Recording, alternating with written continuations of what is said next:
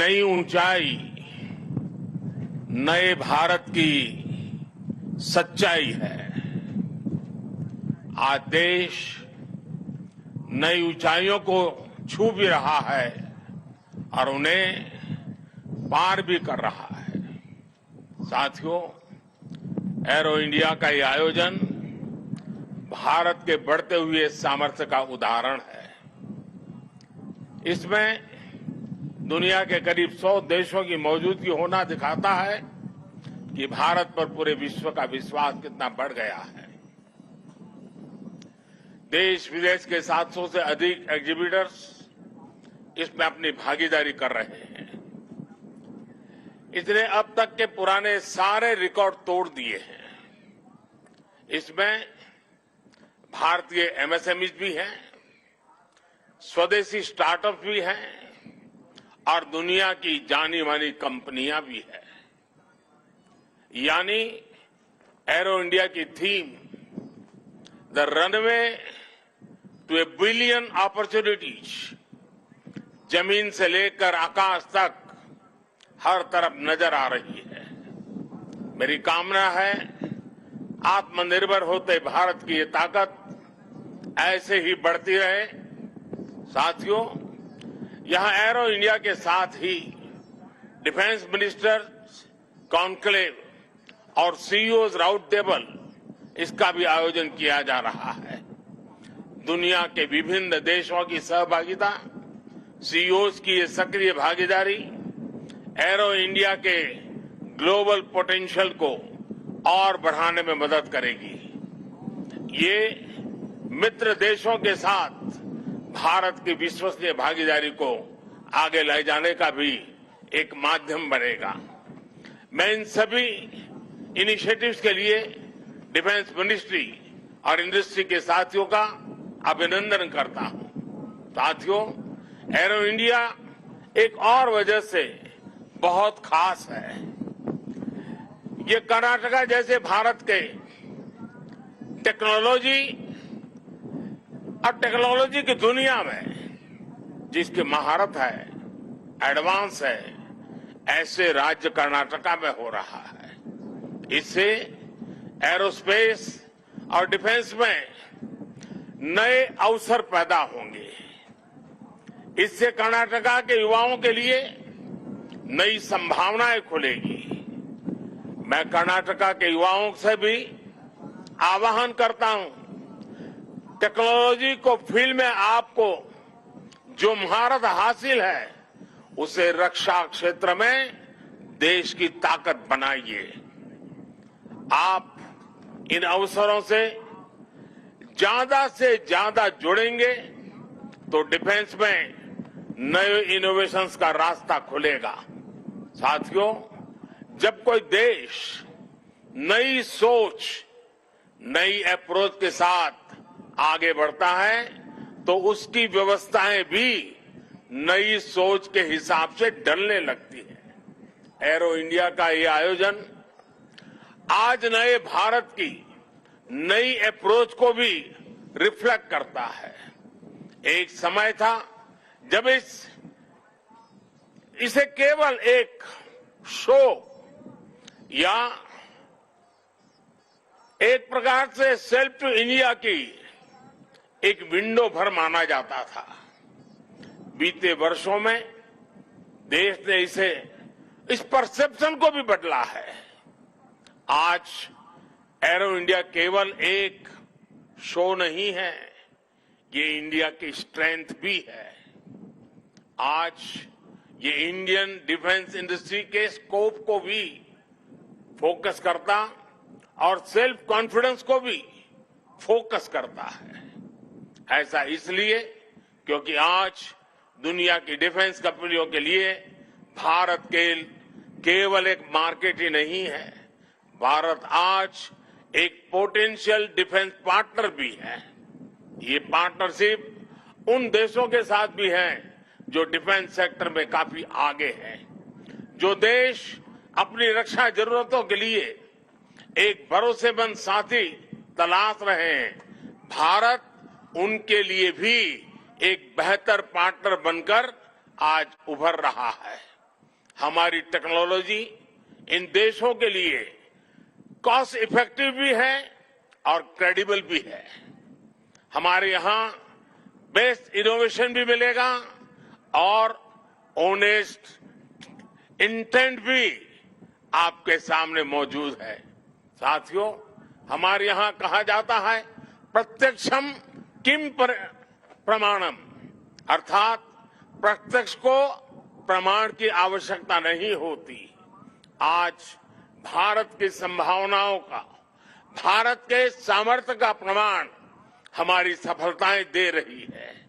आज आकाश में गर्जना करते Tejas fighter planes make in India के सामर्थ्य का प्रमाण है। आज हिंद महासागर में मुस्तैद aircraft carrier INS Vikrant make in India के विस्तार का प्रमाण है। गुजरात के बड़ौदा में C-295 की मैन्युफैक्चरिंग फैसिलिटी हो या तुमकुर में HAL के हेलीकॉप्टर यूनिट हो, ये आत्मनिर्भर भारत का वो बढ़ता सामर्थ्य है जिसने भारत के साथ साथ विश्व के लिए नए विकल्प और बेहतर अवसर जुड़े हैं। साथियों, 21वीं सदी का नया भारत अब न कोई मौका खोएगा और न ही अपनी मेहनत में कोई कमी रखेगा। हम कमर कस चुके हैं। हम रिफॉर्म्स का रास्ते पर हर सेक्टर में रिवॉल्यूशन ला रहे हैं। जो देश दशकों से सबसे बड़ा डिफेंस इंपोर्टर था, वो अब दुनिया के 75 देशों को डिफेंस इक्विपमेंट एक्सपोर्ट कर रहा है। बीते 5 वर्षों में देश का निर्यात 6 गुना बढ़ा है। 2021-22 में हमने अब तक के रिकॉर्ड 1.5 बिलियन डॉलर से ज्यादा के एक्सपोर्ट को, उस आंकड़ों को हमने पार कर लिया है।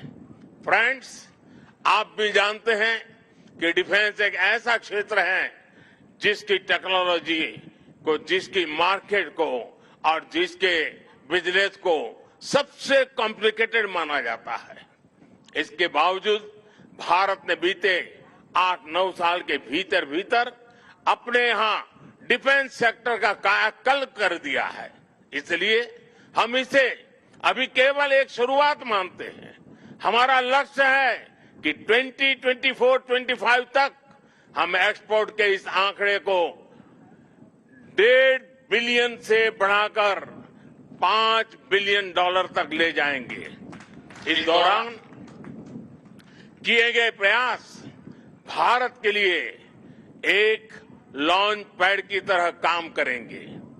अब यहां से भारत दुनिया के सबसे बड़ा डिफेंस मैन्युफैक्चरिंग देशों में शामिल होने के लिए तेजी से कदम बढ़ाएगा और इसमें हमारे प्राइवेट सेक्टर और इन्वेस्टर्स की महत्वपूर्ण भूमिका रहने वाली है।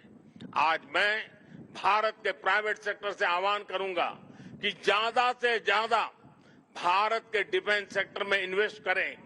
भारत में डिफेंस सेक्टर में आपका हर इन्वेस्टमेंट भारत के अलावा दुनिया के अनेक देशों में एक प्रकार से आपका व्यापार कारोबार के नए रास्ते बनाएगा। नई संभावनाएं, नए अवसर सामने हैं। भारत का प्राइवेट सेक्टर को इस समय को जाने नहीं देना चाहिए। साथियों, अमृत काल का भारत एक फाइटर पायलट की तरह आगे बढ़ रहा है। एक ऐसा देश जिससे ऊंचाइयां छूने से डर नहीं लगता, जो सबसे ऊंची उड़ान भरने के लिए उत्साहित है। आज का भारत तेज सोचता है, दूर की सोचता है और तुरंत फैसले लेता है। ठीक वैसे ही जैसे आकाश से उड़ान भरने वाला एक फाइटर पायलट करता है। और सबसे महत्वपूर्ण बात, भारत की रफ्तार चाहे जितनी तेज हो, चाहे वो कितनी भी ऊंचाई पर क्यों न हो, वो हमेशा अपनी जड़ों से जुड़ा रहता है। उसे हमेशा ग्राउंड सिचुएशन की जानकारी रहती है। यही तो हमारे पायलट भी करते हैं। एरो इंडिया की गगनभेदी गर्जना में भी भारत के रिफॉर्म, परफॉर्म और ट्रांसपोर्ट की गूंज है। आज भारत में जैसी निर्णायक सरकार है, जैसी स्थायी नीतियां हैं, नीतियों में जैसी साफ नीयत है, वो अभूतपूर्व है। हर इन्वेस्टर को भारत में बने इस सपोर्टिव माहौल का खूब लाभ उठाना चाहिए। आप भी देख रहे हैं कि ईज ऑफ डूइंग बिजनेस की दिशा में भारत में किए गए रिफॉर्म की चर्चा आज पूरी दुनिया में हो रही है। हमने ग्लोबल इन्वेस्टमेंट और इंडियन इनोवेशन के अनुकूल माहौल बनाने के लिए हमने कई कदम उठाए हैं। भारत के डिफेंस सेक्टर में फॉरेन डायरेक्ट इन्वेस्टमेंट को मंजूरी देने के नियमों को आसान बनाया गया है। अब कई सेक्टर में एफडीआई को ऑटोमेटिक रूट से मंजूरी मिली है। हमने उद्योगों को लाइसेंस देने की प्रक्रिया को सरल बनाया है, उसकी वैलिडिटी बढ़ाई है ताकि उन्हें एक ही प्रोसेस को बार बार न दोहराना पड़े। अभी 10-12 दिन पहले भारत का जो बजट आया है उसमें मैन्युफैक्चरिंग कंपनियों को मिलने वाले टैक्स बेनिफिट को भी बढ़ाया गया है। इसका फायदा डिफेंस सेक्टर से जुड़ी कंपनियों को भी होने वाला है। साथियों, जहां डिमांड भी हो, कैपेबिलिटी भी हो और एक्सपीरियंस भी हो, नेचुरल प्रिंसिपल कहता है कि वहां इंडस्ट्री दिनों दिन और आगे बढ़ेगी। मैं आपको भरोसा दिलाता हूं कि भारत में डिफेंस सेक्टर को मजबूती देने का सिलसिला आगे और भी तेज गति से बढ़ेगा। हमें साथ मिलकर इस दिशा में आगे बढ़ना है। मुझे विश्वास है आने वाले समय में हम एरो इंडिया के और भी भव्य और शानदार आयोजन के गवाह बनेंगे। इसी के साथ आप सभी का एक बार फिर बहुत बहुत धन्यवाद करता हूं और आप सबको अनेक अनेक शुभकामनाएं देता हूं। भारत माता की जय।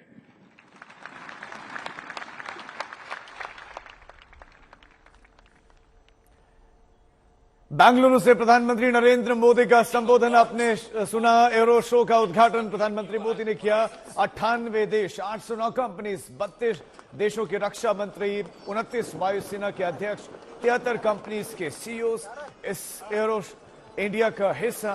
तस्वीरें आपके सामने हैं। सीधा प्रधानमंत्री नरेंद्र मोदी ने आह्वान किया, अपील की कि आप भारत के डिफेंस सेक्टर में आइए, इन्वेस्ट कीजिए और अमृतकाल पायलट की तरह भारत का आगे बढ़ रहा है। तस्वीरें आप इस वक्त सीधी देख रहे हैं। 98 देश, 809 कंपनीज इसका हिस्सा बनी है और आत्मनिर्भर भारत की एक झलक कैसे इस सेक्टर में भारत आत्मनिर्भर है। और प्रधानमंत्री मोदी ने अपने संबोधन में इस बात का उल्लेख किया कि रिकॉर्ड डिफेंस एक्सपोर्ट हमने किया है और इन्वेस्टर्स के लिए एक सपोर्टिव माहौल है।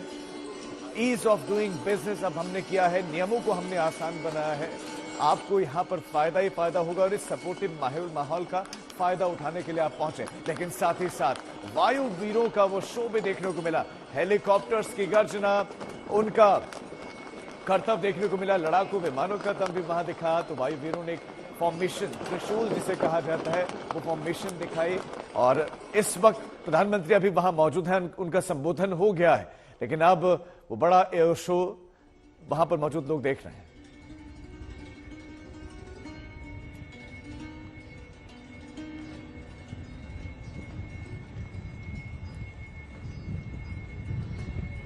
बेंगलुरु एयर शो की तस्वीरें आप देख रहे हैं। यहां पर रूस भी अपने 200 से ज्यादा आधुनिक हथियारों का प्रदर्शन करने वाला है। ये भी एक इंटरेस्टिंग है।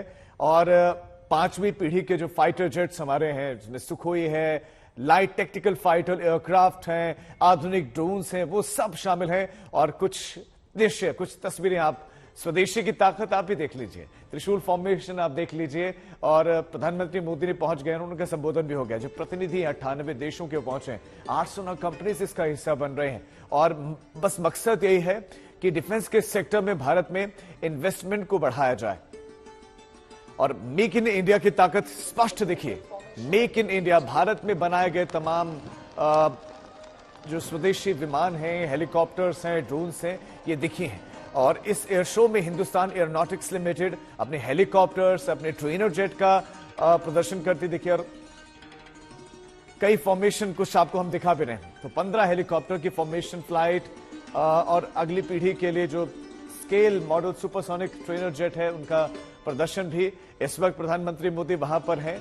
98 देशों के प्रतिनिधि इसमें पहुंचे हुए हैं और कई देशों के रक्षा मंत्री इस एयर शो का हिस्सा बने हैं। भारत की शक्ति देख रहे हैं, इस सेक्टर में भारत कितना आगे बढ़ गया है। पहले हम जहां दूसरे देशों पर निर्भर थे, हम दूसरे देशों से इस तकनीक को मंगा रहे थे, उनसे हम खरीद रहे थे, लेकिन अब भारत इस सेक्टर में आत्मनिर्भर बन गया है और हम रिकॉर्ड एक्सपोर्ट कर रहे हैं। ये प्रधानमंत्री मोदी ने कहा कि अब आप भी इन्वेस्ट कीजिए और आप इन्वेस्ट करेंगे तो आपको उसका फायदा ही होगा, क्योंकि माहौल बड़ा सपोर्टिव है। इसमें आप जितना इन्वेस्ट करेंगे रिटर्न उतना ही अच्छा आपको मिलने वाला है। और रूल्स बहुत आसान कर दिए गए हैं, नियम बड़े आसान कर दिए गए हैं। जो पहले जटिलताएं थी, उन जटिलताओं को हल्का किया गया है ताकि जो इन्वेस्टर पैसा लगा रहे उसे श्योरिटी रहे और उससे ज्यादा झंझटों में फंसना ना पड़े। तो इस तरह से माहौल है और अमृतकाल का ये समय है, तो ऐसे में सभी इसका लाभ उठाए, प्रधानमंत्री ने कहा। लेकिन जो दृश्य देखने को मिले उसमें विमानों की गर्जना थी, उसमें हमें हेलीकॉप्टर्स ने अलग अलग तरह की फॉर्मेशन की, वो नजर आया। प्रधानमंत्री नरेंद्र मोदी ने भी वो फॉर्मेशन देखे, वायु वीरों ने अपना दम दिखाया और 98 देशों के प्रतिनिधि तो खैर इसका हिस्सा है। 809 कंपनीज इसका हिस्सा बनी है। एक बड़ी इन्वेस्टमेंट की अपेक्षा भारत इसमें कर रहा है, क्योंकि 32 रक्षा मंत्री भी अलग अलग देशों के, 29 अलग अलग देशों के वायुसेना के अध्यक्ष इसमें हैं और अलग अलग कंपनीज के सीईओज तो इसका हिस्सा हैं। तो अलग अलग हॉकाई, HT-T40 एयरक्राफ्ट, इन सब का प्रदर्शन इस एरो शो में देखने को कुछ का मिल गया है, कुछ लगातार देखने को मिलेगा। और Ladies and gentlemen, in a short while from now, we are about to begin the air displays.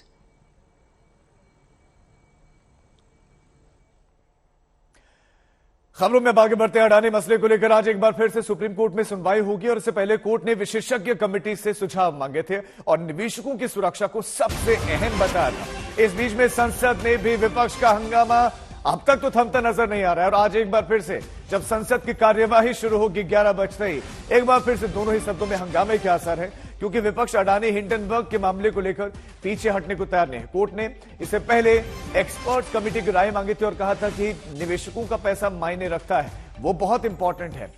अब विपक्षी नेता एक बार में फिर से इसी मामले को दोहरा रहे हैं। मामले में जांच कह रहे हैं कि हो जेपीसी से मांग की जाए। बजट सत्र में 14 फरवरी को होने वाली छुट्टी से पहले आज विपक्ष एक बार फिर से लामबंद हो रहा है। अब खबर है कि मल्लिकार्जुन खड़गे के दफ्तर में विपक्षी दल बैठक करेंगे, रणनीति बनाने वाले हैं और साथ ही साथ सुप्रीम कोर्ट में मामले की सुनवाई। सुप्रीम कोर्ट में जो आज सुनवाई होगी, इससे पहले जो सुनवाई हुई थी उसमें एक्सपर्ट कमेटी से सुझाव सुप्रीम कोर्ट ने मांगे थे। दूसरी तरफ विपक्ष के हंगामे के आसार इसलिए क्योंकि विपक्ष की मांग एक ही है अभी तक कि जेपीसी बना दीजिए, जेपीसी से मामले की जांच करवा दीजिए, हिंडनबर्ग के जो आरोप है उन आरोपों की जांच करवाइए। सुप्रीम कोर्ट में सुनवाई है। सुप्रीम कोर्ट इससे पहले कह चुका है कि निवेशकों का हित सबसे अहम है। निवेशकों ने जो पैसा लगाया उनका पैसा डूबना नहीं चाहिए, लिहाजा एक्सपर्ट कमेटी का एक सुझाव सुप्रीम कोर्ट का। और विपक्ष दूसरी तरफ हमलावर है। आज एक बार फिर से नई रणनीति के साथ बताया जा रहा है कि मल्लिकार्जुन खड़गे ने विपक्षी लीडर्स के साथ एक मीटिंग बुलाई है जिसमें रणनीति तय होगी कि अब जैसे सदन की कार्यवाही शुरू होगी तो कैसे एक बार फिर से सत्ता पक्ष को घेरना है। एक बार फिर से आपको बेंगलुरु लिए चलते हैं एयर शो में। Aerobatics are handpicked from amongst the finest and the highest experienced aircrew of the Sukhoi fleet.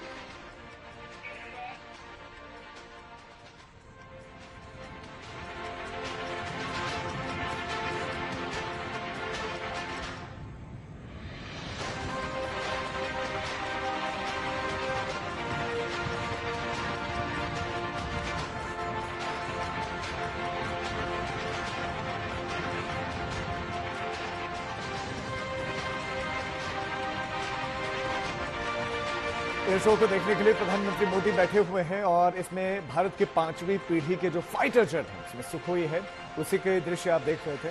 Sukhoi के लाइट टैक्टिकल फाइटर एयरक्राफ्ट आधुनिक ड्रोन्स अभी आपको दिखेंगे, भारत की शक्ति आपको दिखेंगे और उन देशों को भी भारत की शक्ति We are दिखेगी standby for the mighty जो भारत की Sukhois तरफ to टेढ़ी take निगाहें off रखते हैं। right in front of you.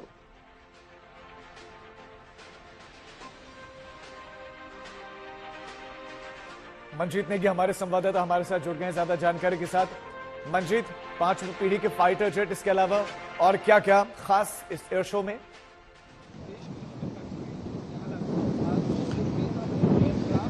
Rajiv, 2 साल के बाद इस बार जो एरो इंडिया है उसमें मेक इन इंडिया से आगे की बात की जा रही है, यानी कि मेक फॉर द वर्ल्ड। हम जो सिस्टम, चाहे वो वायुसेना से जुड़े हों, लड़ाकू विमान हों, अगर आप देखें यहाँ पर डिस्प्ले एरिया जहाँ पर इस वक्त फ्लाई पास हो रहा है, और आप देखें रफाल जो लड़ाकू विमान है वो यहाँ पर फ्लाई पास का इस वक्त हिस्सा है, तो उस समय शामिल हुआ है। इसी तरह से हमने LCA तेजस की अभी फ्लाई पास के दौरान LCA तेजस को देखा। हाल में ही अब जो हमारे मिग लड़ाकू विमान है उनकी जगह LCA ले रहा है। और 2 दिन पहले हमने देखा देश का जो पहला स्वदेशी विमान वाहक युद्धपोत INS विक्रांत है, उसके ऊपर LCA नेवी की लैंडिंग हमने देखी। हालांकि नेवी पहले इसको लेकर तैयार नहीं थी, लेकिन अब विक्रांत पर इसकी लैंडिंग से साफ हो गया है कि भारत का जो बना हुआ स्वदेशी विमान है, लड़ाकू विमान है LCA, वो इसका हिस्सा होगा। आप यहाँ पर डिस्प्ले एरिया में देखें, तमाम हेलीकॉप्टर जो भारत में बने हुए हैं HAL ने तैयार किए हैं, चाहे नेवी के लिए बनाया हुआ हेलीकॉप्टर है, LCU जो लाइट यूटिलिटी हेलीकॉप्टर है, लाइट कॉम्बैट हेलीकॉप्टर नजर आ रहा है। इसके अलावा हाल में जो लाइट कॉम्बैट हेलीकॉप्टर प्रचंड है वो भारतीय वायुसेना का हिस्सा बना, पाकिस्तान सरहद पर वो तैनात है। प्रचंड का जो आर्मी वर्जन है वो सेना में तैनात है। इसी तरह से आज प्रधानमंत्री नरेंद्र मोदी जो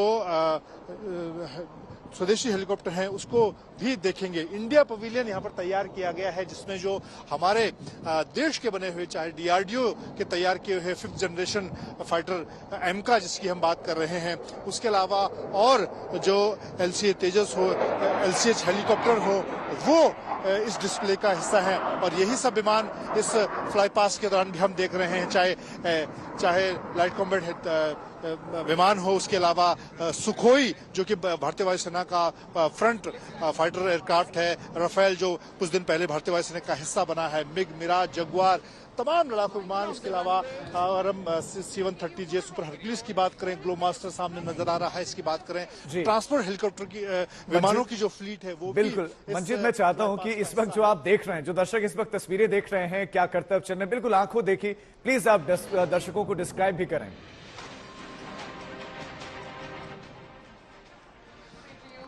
देखिए, अलग अलग फॉर्मेशन में राजीव अगर आप देखें तो फ्लाई पास, अभी प्रधानमंत्री नरेंद्र मोदी भी यहाँ पर मौजूद हैं और करीब 1 घंटे का यहाँ पर फ्लाई पास रखा गया है। फ्लाई पास के जरिए कोशिश यही होती है कि भारत की जो एयर पावर है उसको दिखाया जाए, चाहे वह इस वक्त विमान देखें फ्लाई पास का हिस्सा है, राफेल लड़ाकू विमान हैं, सुखोई हैं, उसके अलावा जगुआर, बिग, मिराज, सभी तरह के और अलग अलग फॉर्मेशन होते हैं। चाहे वर्टिकल चार्ली की हम बात करें,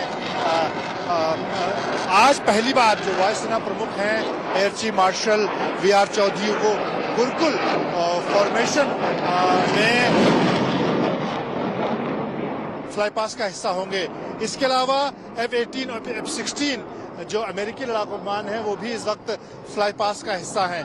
तो भारत के बने हुए, और क्योंकि 80 से ज्यादा देश और कंपनियां यहाँ पर अलग अलग देशों के लोग हिस्सा ले रहे हैं, लेकिन खास अगर हम लड़ाकू विमानों की बात करें जो फ्लाई पास का हिस्सा है उसमें भारत के जो लड़ाकू विमान है उसके अलावा अमेरिकी लड़ाकू विमान को भी हम इस फ्लाई पास के तौर पर देख रहे हैं। F-16 और F-18 जैसे जो लड़ाकू विमान है, ग्रिपन जो लड़ाकू विमान है वो भी इस फ्लाई पास का हिस्सा होगा।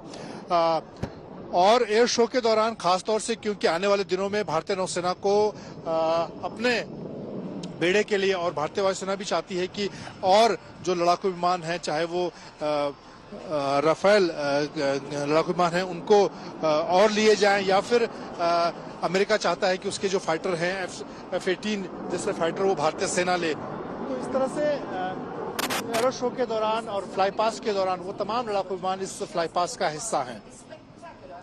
मंजित, आप बता रहे हैं कि अमेरिका के भी जो फाइटर जेट्स हैं वो इसका हिस्सा हैं। क्या रूस के भी फाइटर जेट्स इसका हिस्सा है एयर शो में, प्रदर्शनी में?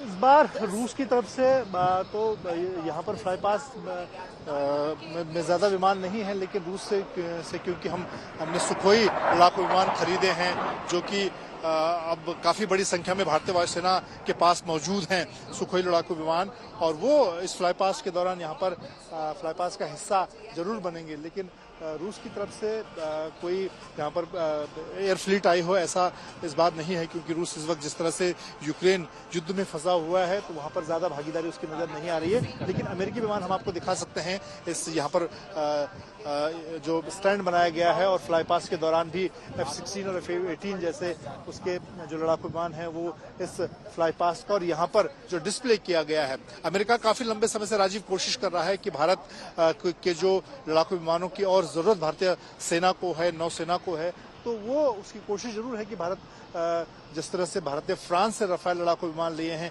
इसी तरह से जो अमेरिका है वो F-18 जैसे लड़ाकू विमान भारतीय सेना को, वायुसेना को, नौसेना को काफी लंबे समय से देने की कोशिश में है। और इसीलिए यहाँ एरो इंडिया शो के दौरान वो लड़ाकू विमान भी इस फ्लाई पास का हिस्सा हैं।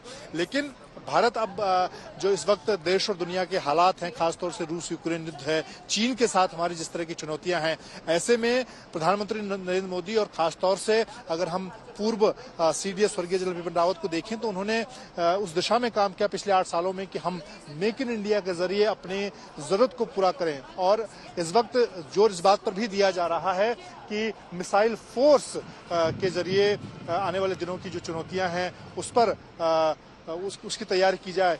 ऐसे में जैसे ब्रह्मोस अगर आप मिसाइल को देखें वो भी इस अब हम उसको काफी जगह तैनात कर रहे हैं, उसको हम अपने मित्र देशों को देने की तैयारी में हैं। आप देखें इस वक्त लैंडिंग यहाँ पर हो रही है विमान की, और इस तरह से अब पीछे अगर हम देखें फ्लाई पास का हिस्सा तो भारतीय वायुसेना का में शामिल जो है हेलीकॉप्टर है LCH वो इस वक्त यहाँ फ्लाई पास के दौरान नजर आ रहा है। तो कोशिश यही है कि हम अगर हम विदेशों से लड़ाकू विमान खरीद रहे हैं तो वो ज्यादा हम उनको मेक इन इंडिया के जरिए भारत में बनाएं। कुछ समय पहले बड़ौदा में हमने देखा कि C-295 जो ट्रांसपोर्ट एयरक्राफ्ट है वो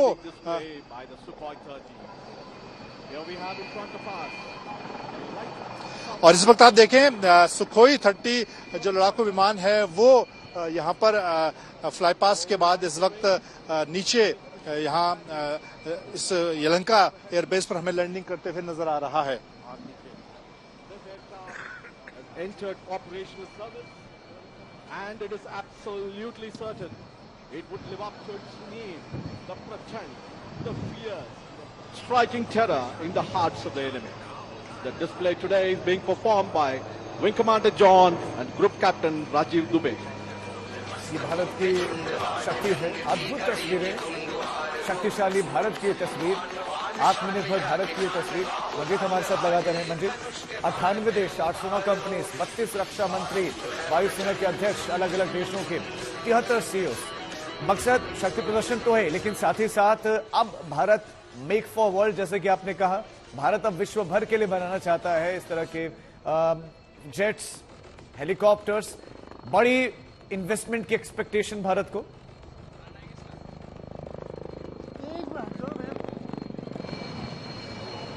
बिल्कुल राजीव, मेक इन इंडिया के बाद पिछले 8 सालों में अब हम एक कदम आगे बढ़ते हैं, मेक फॉर वर्ल्ड की तरफ आगे बढ़ रहे हैं। और प्रधानमंत्री नरेंद्र मोदी लगातार इसी बात पर जोर दे रहे हैं। और आज यहाँ पर जब वो मौजूद हैं एरो इंडिया शो के उद्घाटन के दौरान, तो उनका संदेश साफ है कि हम मेक इन इंडिया से आगे मेक फॉर वर्ल्ड की बात करें, और उस दिशा में काम भी शुरू हो गया है।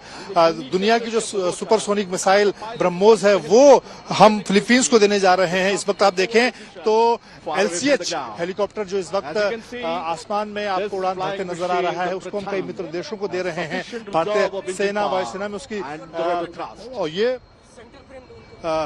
कॉम्बैट हेलीकॉप्टर फ्लीट का ये हिस्सा है हमारे, और न सिर्फ सेना बल्कि सेना और वायुसेना दोनों इसका इस्तेमाल कर रही हैं। इस तरह से हेलीकॉप्टर हो, चाहे हमारे लड़ाकू विमान हो, मिसाइल हो, और वो हम अपनी जरूरत पूरा करने के बाद अपने आसपास के जो मित्र देश हैं उनको देने की दिशा में भी काम कर रहे हैं। आने वाले दिनों में कैसे भारत एक बड़ा आयातक देश की बजाय एक बड़ा निर्यातक बने रक्षा क्षेत्र में, उस दिशा में काम हो रहा है। और क्योंकि 2 साल के बाद एक बड़े स्तर पर इस वक्त एशिया का सबसे बड़ा ये एरो इंडिया शो यहाँ पर हो रहा है, तो कोशिश यही है शोकेस करने की कि कैसे जो एयर एसेट हैं हमारे, वो हमारी तीनों सेनाओं की आने वाले दिनों की जरूरतों को पूरा करें। और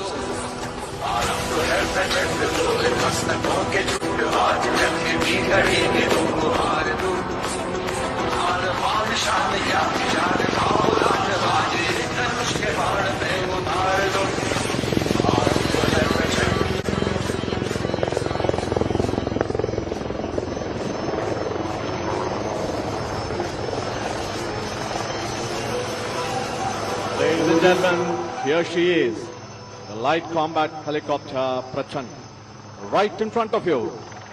It's now ready to perform some lateral movement parallel to the runway, which will culminate in the majestic extreme tail-up maneuver.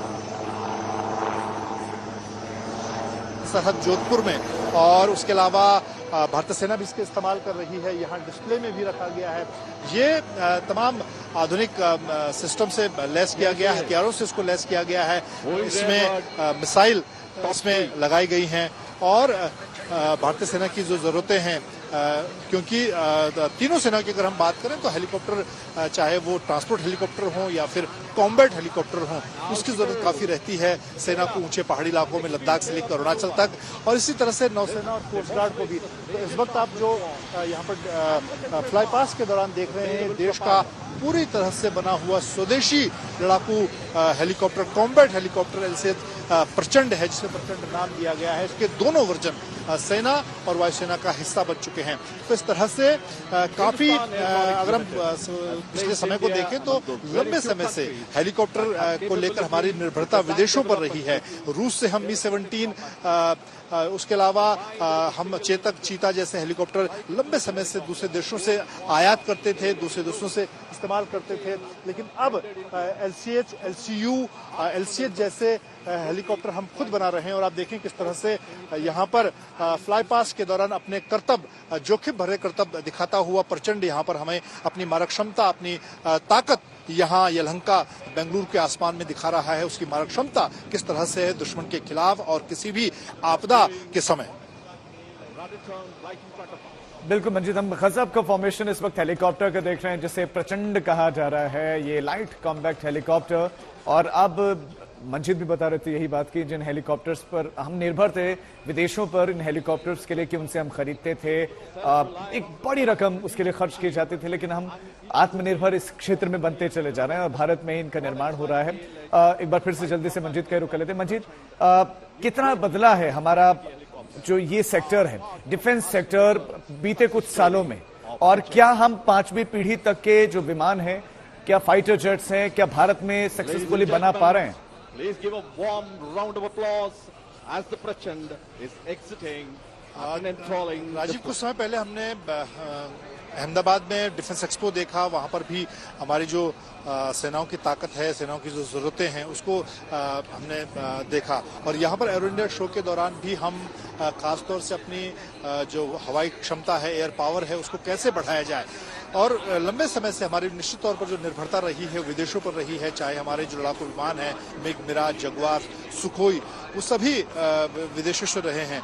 और हमने देखा कि काफी लंबे समय से हमारे जो मिग विमान हैं वो फेज आउट हुए हैं, दुर्घटना का शिकार हुए हैं। उसकी जगह अब एक तरह से सेनाओं में, वायुसेना में एक तरह से विरोध भी रहा, लेकिन अब LCA जो लड़ाकू विमान है जिसे HAL यहीं बेंगलुरु में तैयार कर रहा है, उसकी कई स्क्वाड्रन भारतीय वायुसेना में शामिल हो चुकी हैं। हाल में INS विक्रांत पर भी LCA नेवी ने अपनी उड़ान भरी है। तो ये दिखाता है, और इसी दिशा में आज यहाँ पर प्रधानमंत्री नरेंद्र मोदी जब इंडिया पवेलियन में जाएंगे, वहां पर जो 5th जनरेशन विमान जिसमें DRDO तैयार कर रहा है, एमका वहां पर रखा गया है। उसके अलावा भगवान बजरंगबली के नाम पर मारूत के नाम से एक लड़ाकू ट्रेनर तैयार कर रहा है STT-44 HAL, जो कि अभी तक हम विदेशी ट्रेनर पर हमारे जो लड़ाकू पायलट हैं वो उड़ान भरते थे, लेकिन अब एक लड़ाकू ट्रेनर भी HAL तैयार कर रहा है। इसी तरह से, लेकिन एक जो सेक्टर है जिसपे हम कह सकते हैं कि हमने पूरी तरह से आत्मनिर्भरता हासिल की है, वो हेलीकॉप्टर को हम कह सकते हैं, जो पिछले अगर खासतौर से 8 सालों में प्रधानमंत्री नरेंद्र मोदी का खासा जोर रहा है हेलीकॉप्टर के सेक्टर में। वहां पर हम जिस तरह से अब हमने प्रचंड की उड़ान यहाँ पर देखी, प्रचंड की मारक क्षमता देखी, उस सेक्टर में अब न सिर्फ सेना, वायुसेना, नौसेना, कोस्ट गार्ड के लिए अलग अलग तरह के, चाहे LCH हो, LCU हो, कॉम्बैट हेलीकॉप्टर हो, ट्रांसपोर्ट हेलीकॉप्टर, उस दिशा में काफी हद तक हमारी जो चेतक, चीता, जो पुराने हमारे हेलीकॉप्टर हैं, उस पर जो निर्भरता थी, उस पर हम अब, चाहे ALH ध्रुव हो, उस पर हम काफी तेजी के साथ आगे बढ़े हैं। हेलीकॉप्टर्स के मामले में आप कह रहे हैं कि आत्मनिर्भर बने, प्लीज साथ साथ में आप तस्वीरें भी दिखाएं कि अब कौन से विमान या किस हेलीकॉप्टर का नंबर है जो अब शक्ति दिखाने वाला, प्लीज इनके बारे में भी डिस्क्राइब करें। We are standby for the Surya Kiran aerobatic team takeoff.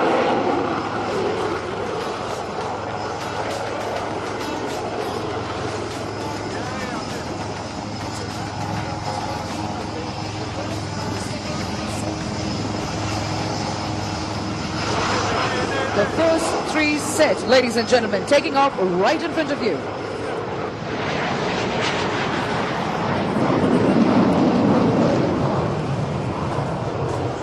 Rolling behind them, the single 3 aircraft.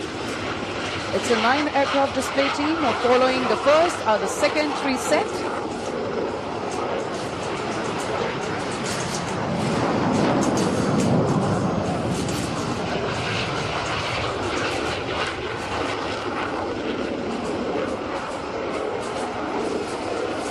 Rolling behind them, the single 3 aircraft.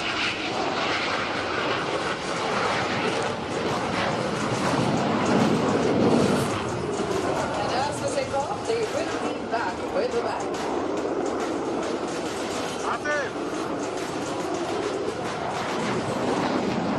In a short while from now, we will present to you the thrilling, ever-scintillating and heart-stopping air display of the indigenous lightest fighter of the world, Tejas. Marshal Manmohan ji हमारे साथ जुड़ गए हैं। Sir please इन दृश्यों को आप describe करें जो इस वक्त फ्लाई पास चल रहा है, जो शक्ति भारत की दिख रही है। हाँ, अभी जैसे आपके दर्शक देख रहे हैं, सूर्य किरण टेक ऑफ किया है।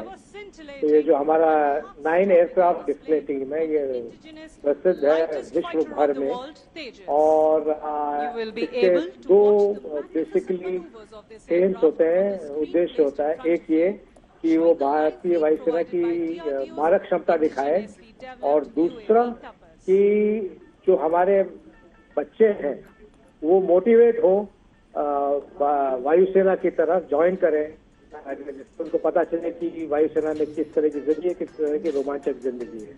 तो कोई भी डिस्प्ले टीम का के ये 2 उद्देश्य होते हैं। सर अभी हम देख रहे हैं कि जो फ्लाई पास चल रहा है वो सूर्य किरण का चल रहा है। प्लीज इस जेट के बारे में आप बताएं, इसकी खासियत बताएं। जी हाँ, ये सूर्य किरण जो हमारी डिस्प्ले टीम है वो हॉक एयरक्राफ्ट पे है। हॉक एयरक्राफ्ट ब्रिटेन का है, जो कि हमने वहाँ से लिया हुआ है ब्रिटेन से, और अब जो है HAL में उसकी देखी की है, अब बनाया भी जाता है, लेकिन इम्पोर्ट ब्रिटेन से है। तो ये हमारे एक तरह से एडवांस जेट ट्रेनर का काम करता है। तो जो कैडेट भारतीय एकेडमी, वायुसेना एकेडमी से निकलते हैं और जाते हैं, उनको बिदार भेजा जाता है और उसकी ट्रेनिंग के बाद वो फ्रंट लाइन फाइटर एयरक्राफ्ट जैसे मिग हुए, सुखोई हुए, मिराजेस हुए, उसमें जैगुआर्स हुए, उसमें फिर उसके बाद जाते हैं। तो ये एक बीच में गैप है जो कि स्लो मूविंग एयरक्राफ्ट जो कि पिलाटस है और किरण है और फास्ट एयरक्राफ्ट, तेज एयरक्राफ्ट जो कि फाइटर्स है, उसके बीच में जो गैप है उसको बढ़ता है। सर, आपने बताया कि हॉक एयरक्राफ्ट है, ब्रिटेन से हमने इसे लिया है। क्या टेक्नोलॉजी भी हस्तांतरण हुआ है? क्या भारत में हम इनको बना रहे हैं? ये टेक्नोलॉजी ट्रांसफर है, मतलब तो एक तरह से लोकल मैन्युफैक्चर हो रहा है, लेकिन इसके ज्यादातर पुर्जे अभी भी बाहर से ही हैं हॉक के, क्योंकि ये ब्रिटिश एरोस्पेस की इसकी आईपीआर है। तो इसका जो इंजन है वो भी इम्पोर्टेड है, कई चीजें इम्पोर्टेड है इसकी, लेकिन क्योंकि एक ट्रांसफर ऑफ टेक्नोलॉजी मैन्युफैक्चरिंग के लिए है। एक एडवांस्ड हॉक HAL बनाने का प्लान था, 2 एरो इंडिया से पहले उसके बारे में न्यूज खबर आई थी, लेकिन वो आगे नहीं बढ़ पाया है क्योंकि इसकी कोई खबर अभी आ नहीं रही है। सर बने रहे हमारे साथ, लौटते हैं आपके पास। तस्वीरें आप देख रहे हैं। Continuing to enthrall you all, it pulls up again to execute the vertical pitch back. Watch the curve as it goes up into the lovely skies. You see the Dives aircraft down moving again. away. Let us remind you of the decades of effort which has gone into making this program a resounding success. Without the foresight and technical acumen of every individual involved, this success wouldn't have been possible. Please look to your left as Karthikeya prepares to push the aircraft to the other end of its envelope with a red eye negative G-turn. We see the aircraft.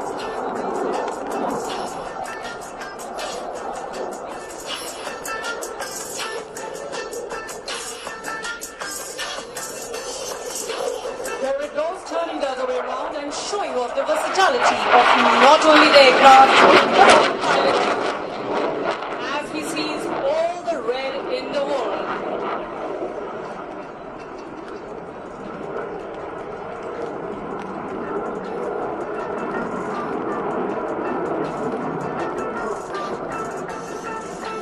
There it goes, turning the other way around and showing off the versatility of not only the aircraft, but the pilot as he sees all the red in the world. Ladies and gentlemen, please look ahead as the aircraft positions itself square of the desk for the vertical Charlie.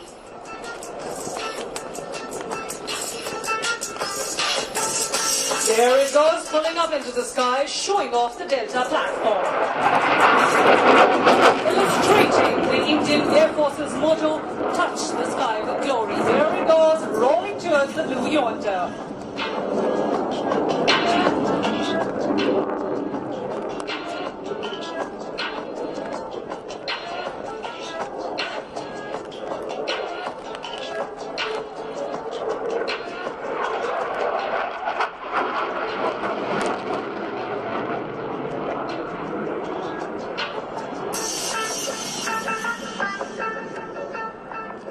Please look to your left as Karthikeya starts knocking off some speed to greet this wonderful gathering and flying past you at a snail's pace. Ladies and gentlemen, towards your left, Tejas is so slow at a speed of 120 knots that even the wings stop to stare. Manjeet हमारे साथ लगातार है बेंगलुरु से। मंजीत, क्या ये तेजस का हम करतब देख रहे हैं?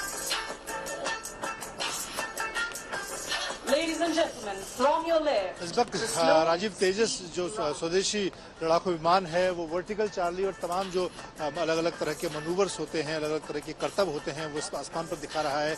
एक अकेला तेजस लड़ाकू विमान इस वक्त यहाँ बेंगलुरु के आसमान पर अपनी ताकत दिखा रहा है। और अब उसकी ताकत वैसे भी बढ़ गई है क्योंकि न सिर्फ भारतीय वायुसेना मिग विमानों की जगह उसका इस्तेमाल कर रही है अलग अलग सरहद पर, बल्कि अब भारतीय नौसेना भी तैयार हो गई है। अब देश के पहले स्वदेशी विमान पर देखें, अब इस वक्त जब वो उड़ान भरता हुआ नजर आ रहा है और अलग जिस तरह के करतब हमने पहले विमानों के देखे, तो एक तरह से LCA तेजस के करतब उसकी मारक क्षमता किसी मायने में कम नहीं है। जो जिस तरह की ताकत सुखोई की हम बात करें, दूसरे लड़ाकू विमानों की बात करें, मिराज as he engages